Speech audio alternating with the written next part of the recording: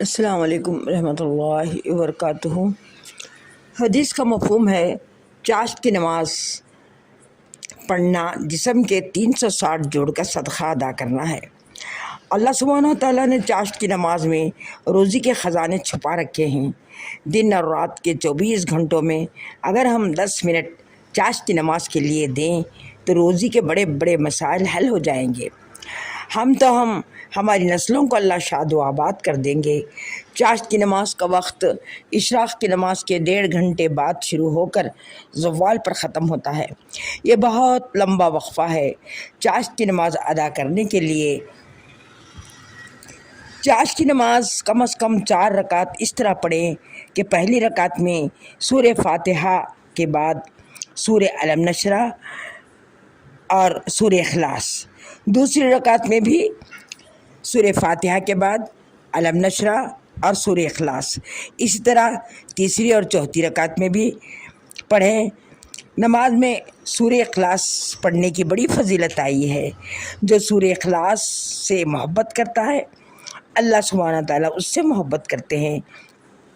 تو اندازہ لگائیں پڑھنے والے کا درجہ اللہ کے قریب کس قدر اونچا ہوگا۔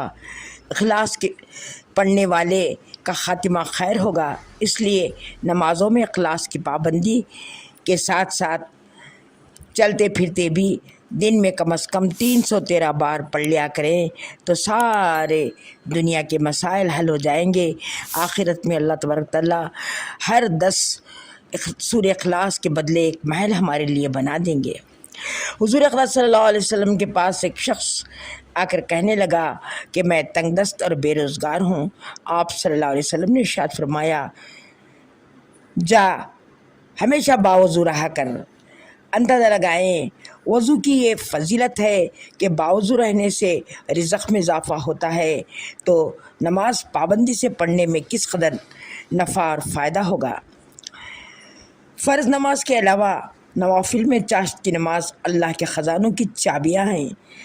چاشت کے 4 رکعت پابندی سے پڑھیں گے تو انشاءاللہ وہ روزی اور رزق کے ٹینشن اور ڈپریشن سے نکل جائیں گے، اور اللہ پاک ہماری نسلوں کو بھی وسعت، فراغت، راحت، چین، سکون عطا فرمائیں گے۔ ہر قربانی کے بعد اللہ پاک ایمان میں اضافہ فرماتے ہیں۔ اللہ ہم سب کو نماز کے ذریعے اللہ کے غیبی خزانوں سے لینے والا بنائے۔